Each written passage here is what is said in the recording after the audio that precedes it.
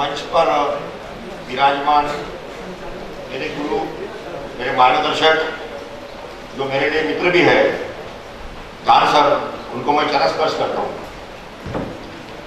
मंच पर उपस्थित इतर महानुभाव, आप सभी छात्र छात्राएं, इस कॉलेज के प्राध्यापकगण, आए हुए बाहर से डेलीगेट्स, सभी को सर्वप्रथम मैं प्रणाम करता हूं और अच्छी हिंदी बोलने का प्रयास करता हूं।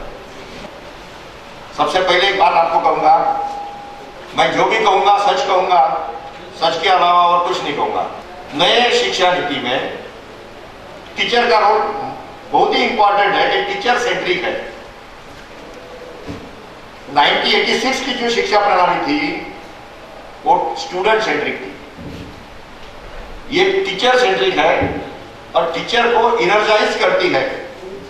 सभी पैमाने पे टीचर सक्षम हो, इसका फाउंडेशन ये शिक्षा नीति में है। कोई भी शिक्षा नीति अच्छी बुरी नहीं होती। शिक्षा नीति ये मानो तो एक कागज का डॉक्यूमेंट है, अगर मानो दूसरे पैमाने में तो आपको अच्छा बनाने का एक प्रयास सरकार की तरफ से है। आप इसको कैसे आत्मसात करते हो, दैट इज इंपॉर्टेंट। शिक्षा नीति, आप फिजिक्स पढ़ने वाले हैं, यहाँ पे आर्ट, कॉमर्स, साइंस तीनों कोर्सेज के स्टूडेंट्स हैं। मैं सभी के लिए कुछ ना कुछ देकर जाऊंगा क्योंकि मैं बहुत दूर से आया हूं, लेकिन इसलिए मैं बोल रहा हूं कि आप गौर से सुनो और कम से कम 5 सवाल आने चाहिए। मेरा एक मसूल है, 5 सवाल, मिनिमम 5 सवाल आपकी तरफ से आने चाहिए, तभी मैं अपना पोडियम छोड़ूंगा। शाबाश, तब तक मैं पोडियम नहीं छोड़ूंगा। टीचर को पगार पढ़ाने का नहीं मिलता, सवाल के जवाब देने का मिलता है।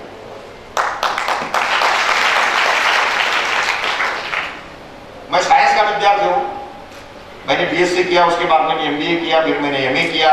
पढ़ते रहा, कुछ करते रहा, सोचते रहा और सर जैसे मुझे मार्गदर्शक मिलते रहे तो मेरा गौरव उन लोगों ने मेरा बढ़ाया हुआ है। मैं सहृदय से आपका सर आभारी हूं। सर ने बताया है कि खड़ू साहब स्पष्ट बोला करो, सामने वाले को अच्छा लगे बुरा लगे बात की बात है, लेकिन अपने मन में जो है वो पूरा बाहर निकालो, सच्चाई सामने लाओ, डरो नहीं, झूठ मत बोलो, क्लैरिटी रखो, ट्रांसपेरेंसी रखो।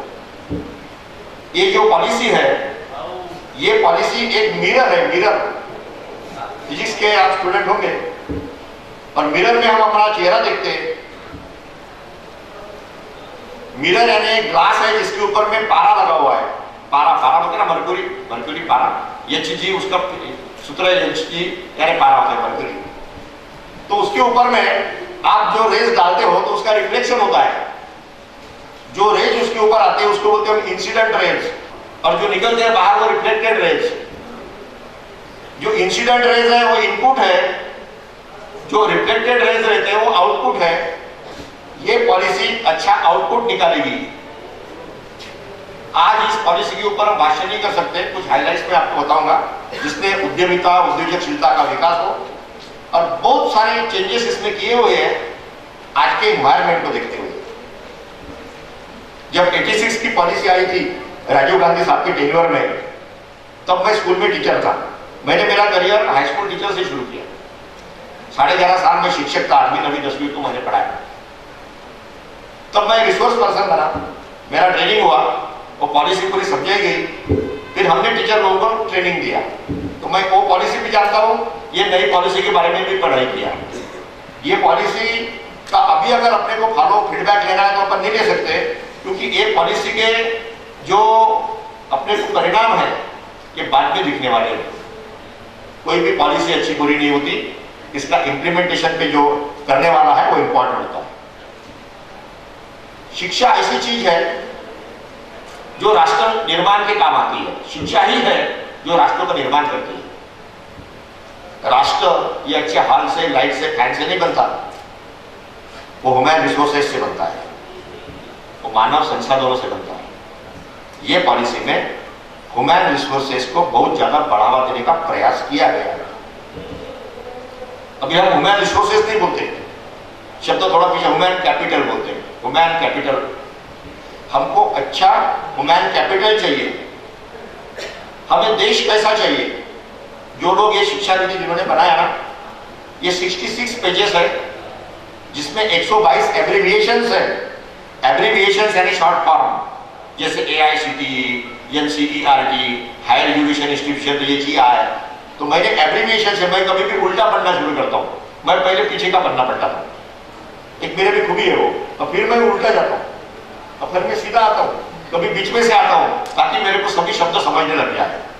और जब मैं कोई चीज पढ़ता हूँ तो अभी भी डिक्शनरी अपने पास में रखता हूँ, क्योंकि कोई दावा नहीं करता कि वो सर्व होशियार है। हम सभी विद्यार्थी हैं, हम सभी विद्यार्थी हैं।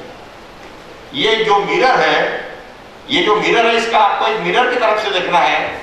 इसमें इनपुट जितना अच्छा रहेगा उतना आउटपुट हमको मिलेगा। क्या चेंजेस इसमें किए हुए हैं, ऐसा क्या है? सर ने बताया जैसे रटने का इसमें नाम नहीं है। हम सब रटते थे, उसको मराठी में हम पाठांतर बोलते थे, यानी थोड़े देर के लिए ख्याल में रखना, to memorise for short period, और हम रटते थे। इसमें आपके विचार को, आपके कौशल्य को बहुत ज्यादा मान सम्मान दिया हुआ है। पहले जो था सेपरेशन ऑफ डिसिप्लिन नहीं था। साइंस यानी साइंस, फिजिक्स, केमिस्ट्री, मैथमेटिक्स, या बायोलॉजी, जो भी कुछ है। कॉमर्स यानी कॉमर्स, आर्ट यानी आर्ट, ऐसा नहीं है। नागपुर यूनिवर्सिटी देश की पहली यूनिवर्सिटी होगी जिसने स्वयं के कोर्सेस 5 साल पहले इंप्लीमेंट कर दिए। 5 साल पहले। तब मैं एकेडमिक काउंसिल में काउंसिलर था, तो बोला प्रैक्टिकल बेसिस पे स्वयं के कोर्सेस 1-2 इंस्टीट्यूशन में इंप्लीमेंट करते। इसमें स्वयं दिया हुआ है टू इनर्जाइज यंग माइंड्स वगैरह।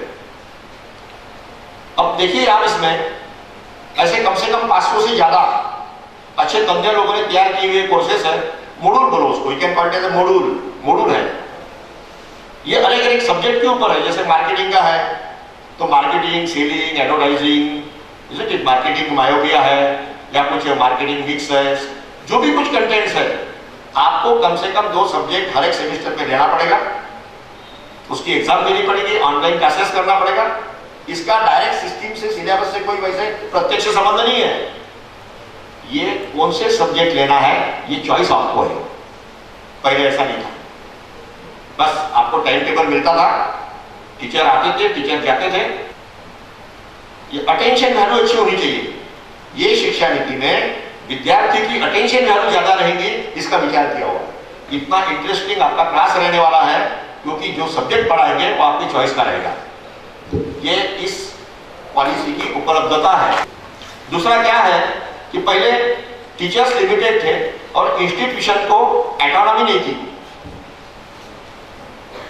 यहां ऐसा डायरेक्ट नहीं लिखा है कि आप बैग उठाओ, कुछ तुम्हें बेचो, और 1 साल में 2 साल में आप एंटरप्रेन्योर बनोगे। ऐसी ये पॉलिसी नहीं है। ये पॉलिसी आपको फाउंडेशन देती है। ये पॉलिसी आपके थिंकिंग को बढ़ावा देती है, विचार को। थोड़ा सा माफ करना, मुझे हिंदी की शब्द नहीं आएंगे, मैं सॉरी। तो आपके जो विचार है उसको बढ़ावा देने वाली पॉलिसी है। इंस्टीट्यूशन को ऑटोनॉमी दी हुई है कि आप अपने कोर्सेज डिजाइन कर सकते हो। देखो, हमारे हिंदुस्तान में इतने स्टेट्स है, कास्ट है, क्रीड है, रिलीजन है, और शिक्षा यह स्टेट का सब्जेक्ट है और हमारे यूनियन का यानी राष्ट्र का सब्जेक्ट है। दोनों जगह पे पॉलिसी बनाई जाती है। ये पॉलिसी जो है, इसको मैं इंपॉर्टेंस इसको बोलता हूं, जैसे यूनिवर्सिटी और एक पॉलिसी, यानी यूनिवर्सिटी एंड सेंट्रल गवर्नमेंट, ऐसा समझ लो। तो दिस इज 20%, पॉलिसी इज 20%। मैं इसलिए उंगली बता रहा हूं कि वो पॉलिसी का डॉक्यूमेंट वहां पे इसलिए, और किसी का कंफ्यूजन ना हो कि सर इधर क्यों बता रहे। Policy document this is 20%, universities action and reaction that is 80%। ये 20 और 80 ये जो शब्द है, ये हमको एक परेटो नाम के विचारवंत ने दिए, मैनेजमेंट थिंकर ने दिए। परेटो प्रिंसिपल है 80-20 का। आप परेटो लिख लो तो गूगल पे आ जाएगा, Pareto principle. It is a well known and renowned principle. अभी सिलेबस तो टीचर तैयार करेंगे, यूनिवर्सिटीज तैयार करेंगे। I am talking about higher education institutions and entrepreneurship. Syllabus तैयार करते वक्त उनको किसका सहारा लेना पड़ेगा? ये डॉक्यूमेंट का सहारा लेना पड़ेगा। ये लिमिटिंग पार्ट है। आप थोड़ा आगे बढ़ सकते हो, लेकिन एक कहीं ना कहीं लिमिट दी हुई है, क्योंकि पैटर्न यहां तक के यूनिफॉर्म होने का प्रयास ये सेंट्रल गवर्नमेंट का रहता है। इससे एंटरप्रेन्योरशिप डेवलप होती है। अब कोई भी पॉलिसी, कोई भी डॉक्यूमेंट, कोई भी पर्चा इतना प्रभावी नहीं हुआ हमारे देश में कि आपको उद्योजक बनाएगा। ऐसे जैसे तो कई पर्चे आ गए, कई प्रोजेक्ट आ गए, कई बुक बाइंडिंग हो गया, कई स्पाइरल बाइंडिंग हो गया। स्पार्क स्टूडेंट में होना चाहिए, और यहां प्रयास किया है कि आपके अंदर में स्पार्क डाले। हमने हमारे देश में 2 ही क्लास है, एक मालिक का और एक नौकर का, तीसरा कोई क्लास नहीं होता। तीसरा कोई क्लास नहीं है। कल ट्रेन में आ रहा था तो एक छोटा बच्चा था, उसकी मम्मी थी, वो कोरबा से बैठे थे, क्या बेटा क्या करते हो, क्या नहीं करते हो, ऐसा वैसा क्या बनना है? बोले IAS बनना है। मैंने क्यों IAS क्यों बनते हैं? आप उद्योजक बनो ना, आप अंबानी बनो, बिरला बनो, टाटा बनो, हमारे यहाँ किर्लोस्कर है वो बनो, आप एम्प्लॉयमेंट दो ना दूसरे को। अरे IAS आखिर नौकर है ना, उसको भी मिनिस्टर के पास में जाना पड़ता, उसको भी CM साहब बोलते रहते बराबर नहीं किया, ऐसा नहीं किया, वैसा नहीं किया। He is the servant of the government. तो बोला आप सर्वेंट के क्लास में बेटा क्यों आते हो? नहीं बोले अंकल, बोले मेरे को बोले IAS ही बनना है। क्योंकि अभी क्यों उसका विचार है, वो उसका विचार नहीं है, उसके पेरेंट्स का विचार है। बच्चों ने आत्मनिर्भर होने को ना, आत्मनिर्भर भारत का कंसेप्ट इसमें आया हुआ है। आप आत्मनिर्भर बनो, आप सेल्फ सफिशिएंट बनो। हम लोग हिंदुस्तानी लोग, हिंदुस्तान में ऐसे लोग हैं जो ज्यादा पढ़े लिखे हैं। हिंदुस्तान में ये AA, MA, PhD, ये हिंदुस्तान का ही कंसेप्ट है। बाकी देश में ज्यादा पढ़े लिखे लोग नहीं है। हम बड़े इसमें बोलते ना, जैसे शादी के वक्त अभी इन लड़कियां ज्यादा बैठे आपकी शादी करके, तो पिताजी बताएंगे मेरी बेटी इतनी इतनी पढ़ी है, तो दूसरा बोलेगा मेरा बेटा भी इतना पढ़ा है। ये पढ़ने का जो है ना फैड, ये हमारे देश में ज्यादा है। पढ़ने का है, करने का फैड नहीं है। करने का फैड रखो, ज्यादा पढ़ने का मत करो। जितना पढ़े ना आपने, उससे कुछ करके बताओ, कुछ करके दिखाओ, दैट इज मोर इम्पोर्टेंट। मैं आपको बताता हूं, अमेरिकन एंटरप्रेन्योर जो है ना, वो उसके 20s में है, यानी 20 और 30 साल की उम्र में। Most of the American entrepreneurs, UK entrepreneurs, Japanese entrepreneurs, they are at their 20s। 20s का मतलब 20 और 30 साल की उम्र के बीच में। And most of them are even non graduates, उसमें से बहुत ज्यादा ग्रेजुएट भी नहीं है। एक बार एक IIM के प्रोफेसर आए हमारे इंस्टीट्यूशन में, उनका व्याख्यान था, तो उन्होंने बताया कि बोले एक स्टूडेंट जो था वो MBA पार्ट 1 में था। MBA करते करते उसने अपनी कंपनी निकाली, 1 साल में फिनिश हो गया, और वही कैंपस इंटरव्यू लेने को उसी कॉलेज में आया, और वो MBA पूरा हो ही नहीं था, उसकी एग्जाम ही होनी थी। इंटरव्यू बना और 10 लड़के सिलेक्ट करके लेके गया। See the speed of action उसका क्या है। आप एक्शन ओरिएंटेड रहो, आप ट्रांसपेरेंट रहो, क्लियर रहो, आप इनोवेटिव रहो, कुछ तो भी करो। मैं एक अपनी स्टोरी आपको बताता हूं। मैं किसान आदमी हूं, पावड़े से मैं खेत में पानी ढीलता हूं। मेरे आदमी नहीं है, आदमी मिलता नहीं है, आदमी मिलता नहीं है, तो मैं क्या, शो मस्ट गो ऑन, तो मैं अपना बरमोड़ा पहन के अपना खेत में पानी ढीलता हूं। और मैं आजकल खेत में सभी सब्जियां उगाने लगा, और इसलिए सर मेरी बॉडी अच्छी है, क्योंकि सभी टाइप की सब्जियां खाता हूं, इसलिए मेरी बॉडी अच्छी है। तो कभी भी ख्याल में रखना, सबसे बड़ा पावर है लेबर पावर, और सबसे ज्यादा प्रतिष्ठा है श्रम को है। हम भारत को स्टेटस कॉन्शियस है, बस मेरे कमीज तेरे कमीज से सफेद है, इसमें हम मर रहे। मेरे कमीज तेरे कमीज से सफेद है। अरे काय की तेरी कमीज ने कैसी होगी, तूने किया क्या है तो बता। क्या निवाड़ पाड़ा कौन से दिए लगाए तूने? दिए भी नहीं लगाता हो, तो अपना खड़का रहता है। बाकी जगह मैं 2-3-4 देश घूम के आया हूँ। चाइना में गया था एक बार, चाइना के पॉलिटेक्निक में गया। चाइना में थोड़ा सिस्टम अलग है, 300-400 एकड़ का एक बड़ा कैंपस है, दैट इज 1 यूनिवर्सिटी, और यूनिवर्सिटी के वाइस चांसलर को बोलते प्रेसिडेंट, मिस्टर प्रेसिडेंट। तो थोड़ा वो 20-25 साल से इंग्लिश बोलने की प्रैक्टिस कर रहे हैं, क्योंकि उनको मालूम है कि बाहर के जग की तरफ अगर ताकना है तो तुमको थोड़ा भी इंग्लिश आना चाहिए। तो मैं गया, मैंने बोला यहाँ क्लासरूम ही नहीं दिख रहे, ब्लैक बोर्ड नहीं दिख रहा, चार्ट डस्टर नहीं दिख रहा। मैंने बोला ये कैसा इंस्टीट्यूशन है? हमको रास्ते से घूमते तो पता चल जाता कि ये इंस्टीट्यूशन है, ये कॉलेज है या स्कूल है, पता चल जाता है। मैंने पूछा no classes, theory black board यानी उनको इंग्लिश का थोड़ा सा प्रॉब्लम है तो black board, by laboratory, library, workshop, high classes. Sir ने बताया अभी किताबों का रोल कम हो रहा है, अभी प्रैक्टिकल 2 हाथों से और दिमाग से आपको कुछ करना है। ये स्कोप, ये फैसिलिटी आपको ये पॉलिसी ने दी है। इनोवेटिव अप्रोच आप सामने लाओ, आप कुछ करके बताओ, आप एक्सपेरिमेंटेशन करो। आप बीएससी के जो छात्र है, आपके पास में लेबोरेटरी है, आपको क्या मना है क्या? आप 24 घंटा भी अगर आपने बोला सर लेबोरेटरी हमारे लिए खाली कर दो, शर्मा साहब को रिक्वेस्ट किया प्रिंसिपल साहब को, तो आपकी बात मानेंगे, ठीक है। अगर कोई होनहार बच्चा है तो भाई हमारे दरवाजे आपके लिए खड़े। ये पूरा कॉलेज तो आपके लिए है, स्टूडेंट के लिए है। रिसर्च और इनोवेटिव एटीट्यूड जो है आपका, इसको आप बढ़ावा दो। इसमें अर्न एंड लर्न स्कीम को सर बढ़ावा दिया हुआ है। अर्निंग एंड लर्निंग बहुत इंपॉर्टेंट है। हमारी शिक्षा पद्धति स्टूडेंट को सवाल पूछने को मोटिवेट नहीं करती, ये हमारी शिक्षा पद्धति का दोष है। हम सवाल इसलिए नहीं पूछते थे कि बैठेंगे तो नहीं खाली, हम सवाल इसलिए पूछते थे कि बाकी के स्टूडेंट बोलेंगे यार क्या पैदा जैसा सवाल पूछा, इसे सवाल नहीं पूछते थे, सभी मन में दबा लेते थे और फिर वो रोटू तत्ता, कल पेपर है तो पढ़ लो, आंसर पढ़ लो और फिर याद करके लिखो। ऐसा है, आपकी कमाई से आप खर्चा करो, अर्न एंड लर्न स्कीम को आप बढ़ावा दो। हमको आप देखो एजुकेशन का इंटरनेशनलाइजेशन हो रहा है। हमारे मैनेजमेंट में 2-3 आपको लैंग्वेज सीखनी पड़ रही है। लैंग्वेज नो बार, अगर आपको एंटरप्रेन्योर बनना है। अभी इसमें फॉरेन स्टूडेंट्स के हायर एजुकेशन इंस्टीट्यूशन में ऑफिस आने वाले हैं। बड़े इंस्टीट्यूशन में फॉरेन के स्टूडेंट्स अगर आपके यहाँ है तो उसका एक ऑफिस रहेगा, यानी आप इंटरैक्टिव मोड पे आ गए। भैया चाइना वाला है का वहां कैसे चालू है, जापान वाला है का वहां कैसे चालू है, और भी कहाँ का है क्या वहां कैसे चालू है। सो ज्यादा से ज्यादा इंटरेक्शन हो, ये स्कोप ये पॉलिसी में दिया हुआ है। कुछ प्रैक्टिकल मैं आपको बताता हूँ, मेरे को जरा समय का थोड़ा बता देना आपने। प्रोफेशनल और वोकेशनल एजुकेशन को ज्यादा इसमें थ्रस्ट दिया गया है। प्रोफेशनल और वोकेशनल का अर्थ व्यवसायिक है दोनों का, लेकिन थोड़ा फर्क है। ट्रेडिशनल कॉलेजेस और प्रोफेशनल कॉलेजेस है। वोकेशनल को इसमें ज्यादा थ्रस्ट दिया गया है, इसके ऊपर ज्यादा जोर दिया गया है ताकि उद्योजक का निर्माण हो।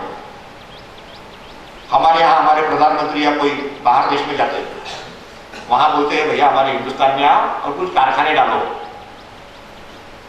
ऐसा वो क्यों बोलते हैं?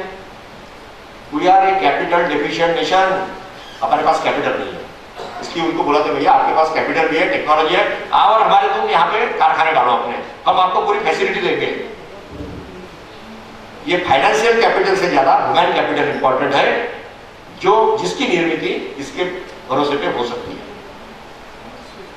बहुत सारे कंसेप्ट है, रिसर्च एंड इनोवेशन को बढ़ावा दिया हुआ है।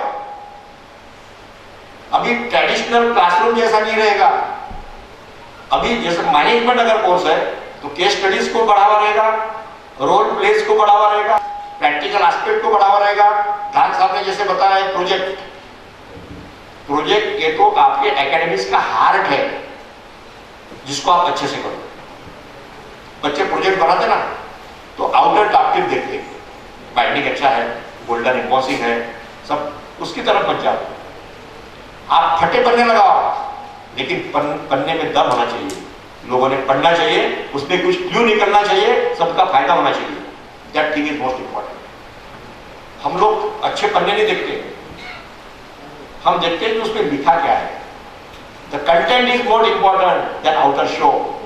ये पॉलिसी ने वही दिया है, शो इंपॉर्टेंट नहीं है, रियलिटी आपका कंटेंट क्या है, आपका इनोवेटिव एटीट्यूड क्या है, दैट इज इंपॉर्टेंट। एजुकेशन का कमर्शियलाइजेशन हो रहा है, अभी आप पीछे नहीं आ सकते। प्राइवेटाइजेशन जोरों पे हमारे महाराष्ट्र में, हमारे नागपुर में 40 MBA की इंस्टीट्यूशन है, उससे ज्यादा इंजीनियरिंग की इंस्टीट्यूशन है, और दोनों की जगह पे एडमिशन खाली है। लोगों ने निकाल के रख दिए, पैसा मिलता है, कमाई होती है, निकाल रहे, लेकिन अभी बच्चे नहीं मिल रहे क्योंकि ज्यादा संख्या हो गई। फिर भी यूनिवर्सिटी में नए कॉलेजेस के लिए एप्लीकेशन है। आई am talking about Nagpur university. Paper का प्रेस कटिंग मेरे पास है, अगर कोई मेरे प्रेस के अगर बंधु यहाँ बचे। इसके ऊपर कंट्रोल करना है, वो भी फार्मूला इसमें दिया गया है। आप अभी छूट नहीं सकते, आप अभी एजुकेशन में करप्शन नहीं कर सकते, आप पकड़े जाओगे और पीटे जाओगे, दोनों है, सिर्फ पकड़े जाने का नहीं, दोनों चीजें इंपॉर्टेंट है। तो कमर्शियलाइजेशन ऑफ एजुकेशन को यहां से कंट्रोल होता है। उसके बारे में देखो आप, सेमेस्टर सिस्टम बड़े पैमाने पे आ रही है, यानी साल भर पढ़ाई करनी है, साल भर आपको पढ़ाई करनी है, साल भर आपको बिजी रहना है। ये ऐसा नहीं कि परीक्षा के पहले पढ़ो और फिर पास हो जाओ। पास और फेल और मेरिट को ये स्कीम में कोई इंपॉर्टेंस नहीं है, आपके इनोवेटिव एटीट्यूड को ही इंपॉर्टेंस रहेगा, आपके रिसर्च ओरिएंटेशन को ही इंपॉर्टेंस रहेगा। आप क्या इनोवेटिव एटीट्यूड अपने में डेवलप करते हो, वो इंपॉर्टेंस करेक्ट रहेगा। और ये जो असेसमेंट की सिस्टम है, सिलेबस, पेडागोगी और असेसमेंट की सिस्टम भी चेंज है। यानी सिर्फ आपकी उत्तर पत्रिका, उसके ऊपर मार्क दो और आपको डिग्री प्रदान करो, उतना नहीं है। इसके लिए भी डिफरेंट कमिटीज है। वो कमिटीज थिंक करेगी कि आपका ओवरऑल एटीट्यूड का किस टाइप के परीक्षण होना चाहिए, टेस्टिंग कैसे होनी चाहिए, फीडबैक कैसे लेना चाहिए, फॉलो कैसे करना चाहिए, और असेसमेंट कंटिन्यूअस रहेगा। आपका जो असेसमेंट है वो असेसमेंट कंटिन्यूअस रहेगा। एंटरप्रेन्योरशिप के लिए देखिए, we are poor because we have very few entrepreneurs। नौकरी देने वाले लोग हमारे यहाँ कम है, जो नौकर बनने का ही सोचता है। Education for service. मैं बच्चों को बोलता हूँ कि बड़े जहाज में नौकर बनने से छोटी सी बोट के मालक बनो। Don't be a servant on a ship, be a owner of a small boat. अरे स्मॉल बोट आप कहीं भी ले जा सकते हो, कोई बंधन नहीं है, कोई भी आपको आबे काबे करने वाला नहीं है, चाबुक मारने वाला नहीं है। आप अपने दिल के राजा हो, और जिंदगी अगर बिताना है तो अपने दिल के राजा बन के जिंदगी बनाओ। ये एंटरप्रेन्योरशिप करके करो, कितना सारा स्कोप है एंटरप्रेन्योरशिप में। Sky is not the limit, आप शुरुआत तो करो। Don't depend on your father's pocket money और your pocket money father's money. आप कल से ही अर्निंग एंड लर्निंग स्कीम में आओ। आप अपने पास में डिफिकल्टी बुक रखो, जैसे बायोलॉजी वाला है, बॉटनी है, जूलॉजी है, फिजिक्स केमिस्ट्री, एक डिफिकल्टी बुक रखो कि आपको कोई अगर शंका है उसी वक्त लिखो और दूसरे दिन टीचर को पूछो। टीचर भी चाहते हैं कि छात्र सवाल पूछे ताकि छात्र बने, हर किसी टीचर को ऐसा। अपना जो गुण है ना अपने अंदर का, दबाव मत उसको समझ लेना मेरी बात है, दबाव मत उसको बाहर निकालो, नहीं तो स्फोट हो जाएगा। इसके अंदर में अगर ज्यादा हो गया ना पैक, तो स्फोट हो जाएगा, बम जैसा उड़ जाएगा एक दिन। उसको निकालते रहो, डिस्कशन किया करो, प्रोजेक्ट अच्छा बनाना। कोई भी इनोवेटिव कंसेप्ट अगर आपके मन में आया तो आप अपने टीचर से, अपने पीयर ग्रुप से, अपने प्रिंसिपल शर्मा साहब से आप डिस्कस करो, बिल्कुल फ्रीली डिस्कस करो। कौन आपके ऊपर हंसता है, कौन कमेंट करता है, बिल्कुल डोंट लुक एट दैट, उसकी तरफ आप मत जाओ। हमारे देश को उद्योजक की जरूरत है, नहीं तो हमारा देश दिनों दिन पिछड़ता जा रहा है। हम इतने दिन से डेवलपिंग है, डेवलप नहीं है। हम विकसनशील है, विकसित नहीं है, क्योंकि हमारे यहाँ हर कोई जॉब चाहता है, जॉब देने वाला नहीं चाहता। दान साहब ने अच्छा बताया, मोदी जी का कंसेप्ट किया ऐसा, जॉब देने वाले बनो, जॉब करने वाले बनो। और जब जॉब देने वाले बनेंगे तब जॉब मिलेगा और अपने देश का जीडीपी बढ़ेगा। अब जीडीपी की बात निकली तो बता देता हूं आपको, ये इंप्लीमेंट करने के लिए सरकार के पास पैसा चाहिए। फैकल्टी का पगार जो करती है गवर्नमेंट करती है। अगर इंस्टीट्यूशन अगर एडेड है तो, यानी ग्रांट मिलती है तो ठीक है। मैं तो प्राइवेट में था तो मुझे जो पगार मिलता था वो स्टूडेंट की फी के ऊपर मिलता था, यानी स्टूडेंट फी जमा करते थे उसमें से हमारा फैकल्टी का पगार होता था। गवर्नमेंट के पास कितना पैसा है, छोटा नोटा छापने की मशीन है लेकिन कितनी भी नहीं छाप सकते ना। जीडीपी का 6% गवर्नमेंट जब देगी तब अच्छा एकेडमिक्स रह पाएगा। Minimum 6% is required of GDP so as to implement such type of policies. अभी तो मेरे ख्याल से 2.5 में हम लोग कुछ आ रहे हैं, 2.6 पे हम लोग आ रहे हैं। तो आप सबको, हम सबको कोऑपरेट करना है पॉलिसी को, दोनों आंखों से देखना है, दोनों हाथों से काम करना है, बहुत चलना है, बहुत पसीना बहाना है, दिमाग को खाली मत रखो, इसका यूटिलाइज करो। इतना बड़ा दिया है, कम नहीं दिया, यू यूटिलाइज इट प्रॉपरली। बहुत सारे पॉइंट है, स्टूडेंट के एक्सचेंज प्रोग्राम इसमें है। आपके कॉलेज का स्टूडेंट दूसरे कॉलेज में जाएगा, दूसरे कॉलेज का स्टूडेंट यहाँ आएगा, यहाँ की फैकल्टी वो कॉलेज में जाएगी, वो क्या इसको यहाँ ज्यादा इंटरेक्शन बना रहे। जीवन में जितनी इंटरेक्शन होंगी उतना नॉलेज मिलेगा, जितना नॉलेज मिलेगा उतने आप स्किल्ड होंगे, जितने आप अच्छे से स्किल्ड होंगे उतना अच्छा आपका एटीट्यूड रहेगा। और हमें क्या चाहिए? अच्छे एटीट्यूड वाले नागरिक चाहिए। जॉन रस्किन नाम का एक इंग्लिश राइटर था, इंग्लिश के प्रोफेसर जानते होंगे। उसने कुछ एक ऐसे लिखा था, ऐसे का मुझे नाम नहीं याद, जॉन रस्किन का ऐसे। उसने एक अच्छा कोटेशन दिया हुआ है, बहुत बढ़िया कोटेशन है। उसने बताया, थोड़ा सा मैं शायद गलती कर सकूंगा बताने में, आपने करेक्ट कर लेना। अ कंट्री इज ग्रेट, कौन सी कंट्री अच्छी है? A country is great which nourishes maximum number of happy and noble human beings. देश कौन सा अच्छा है? जिसके लोग, जिसके नागरिक हैप्पी है और नोबल है। Noble means the citizens with high moral. Moral जानते हो ना, मोरल को क्या बोलते हैं मुझे मालूम नहीं शायद। हाई मोरल वाले हमें इंसान तैयार करना है, हमें लोग तैयार करना है, हमें नागरिक तैयार करना है। ऐसे नागरिक जब हमारे देश में रहेंगे तब हमारा देश बड़ा रहेगा। और ये शिक्षा नीति से हम सब यही अपेक्षा करते हैं। बहुत सारे अच्छे आइडियोलॉजी इसमें रखी हुई है, लेकिन जब इम्प्लीमेंटेशन का पार्ट आएगा तो इम्प्लीमेंटेशन अगर अच्छे से नहीं हुआ तो ये पॉलिसी का कोई काम नहीं रहेगा। ये सिर्फ पेपर में रहेगी और बाइंडिंग करके रहेगी। So we all have to cooperate and see that we are implementing it in a nice way. ये दिल से करो, कोई भी चीज करना है ना तो दिल से करो, तो करो ही मत। कोई भी लेक्चर अटेंड करना है ना दिल से करो, तो करो मत। कोई भी अगर प्रयोग करना है तो दिल से करो, नहीं तो करो मत। एक मेरा स्टूडेंट था, बहुत गरीब था, वो क्लासेस नहीं करता था, लेकिन जरा इनोवेटिव था। हम ढूंढते रहते ऐसे लोगों को, अरे बोला उसको बुला बोला, क्या बोला तो बदमाशी करते रहता, घूमता नहीं, क्लास में नहीं आता, क्या प्रॉब्लम है? सर बोले मैं एक मशीन बना रहा हूँ। बोले कौन सी? बोले काऊ मिल्किंग मशीन, गाय का दूध निकालने की मशीन। मैंने बोला अभी वो तो मार्केट में मिलती है, द्वारे में जाए, गांधी बाग में जाए, मार्केट में मिलती है, वो तो यूट्यूब पे दिखती है। वो नहीं सर, बोले वो तो बोले 18,000 की 20,000 की है, बोले 4 नजर रहती, बोले उसको इलेक्ट्रिक करंट लगता। बोले मैं single cow milking machine, eco friendly. मतलब क्या है? फिर उसने 2-4 दिन में उसका नकाशा लाया, उसका मॉडल लाया। बोले इसका फायदा क्या होगा? अगर एक गाय को धोने के लिए अगर आपके पास अगर मशीन रहेगी इको फ्रेंडली, सर बोले 1000 रुपए में मिलेगी। उसका क्या है? उसको इस टाइप का अपने को ऑपरेशन करना है ना, हम धोते ना गाय को। तो बोले सर गांव में हर एक लोग गाय पालेंगे, घर घर में पालेंगे। See the thinking of the student. Thinking देखो उसका, थिंकिंग देखो, ये थिंकिंग आपके माइंड में आना चाहिए। ये स्टूडेंट बोले सर बोले मैं होम शू पॉलिश मशीन बनाऊंगा। कैसी? जिसे बड़े होटल में हम जाते हैं तो वॉशरूम में अपना एक जूता पॉलिश करने की मशीन रहती है वॉशरूम में। अपन नहीं क्या वो चालू हो जाती तो अपन पैर वगैरह से घस लेते। अब फुकट में मिलता है तो अपन बस तो पूरे पैर घस लेते नहीं क्या? वो बोले सर मैं होम शू पॉलिश मशीन बनाऊंगा। मैंने वेरी गुड, कैसी?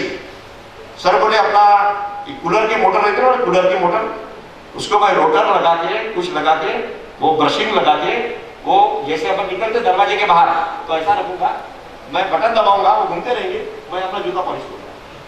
क्योंकि मैं हाथ से पॉलिश करके फिर से बेसिन पे थोड़ी आऊंगा तो जूते के धब्बे गिरेंगे। ये इनोवेटिव एटीट्यूड लेके आपको चलना है। और उसने करके बताया। अब मेरे विद्यार्थी इतने सोलर में हैं कि मैं उनको फोन करता तो सर बोलते हमको डिस्टर्ब मत करते जाओ, तुम सैटरडे को ही फोन करते जाओ बोलते। यानी मैंने उनको पढ़ाया और मेरे साथ बात करने को उनको टाइम नहीं अभी। वो इतने बड़े हो गए, लेकिन मुझे आनंद है उसका।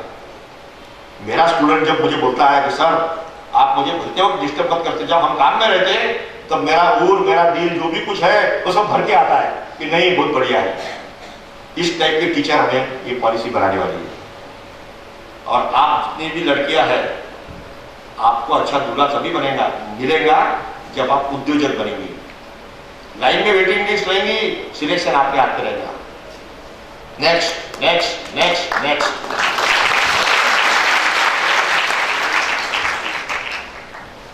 तो आप मोटिवेट हो गए होंगे ना, दूल्हा तो अच्छा चाहिए सबको, आप लोग मोटिवेट हो गए ना, तो आप उद्योजकता का विकास करो, इनोवेटिव एटीट्यूड रखो। जान दो ये पॉलिसी वाली से छोड़ दो थोड़ा, आप अपने आप में ही अपनी पॉलिसी हो। You are the policy for yourself. आप ही अपने आप में पॉलिसी हो। कुछ तो भी नया सा सोचो, करो, खुद पैसे कमाओ, सीखो, डिफिकल्टी बुक रखो, and sky is not the limit. आप अच्छे उद्योजक बनेंगे, अपने देश का नाम ऊंचा हो जाएगा। और हमारा सबका प्रयास ऐसा है, हमारे गवर्नमेंट का भी प्रयास है कि हमारा जो देश है वो अच्छी इकोनॉमी बने, अच्छा नाम आगे जाए, ताकि सब लोग सराहे हमको, ये है हिंदुस्तान, ये मेरे वतन के लोगों, है हमारा Hindustan. So thank you very much, thank you, नमस्कार। Thank you so very much sir. जिस तरह से आपने अपने एक्सपीरियंसेस के साथ, अपनी लाइफ स्टोरीज के साथ चीज़ों को रिलेट करके बच्चों को समझाया, बच्चों को मोटिवेट किया,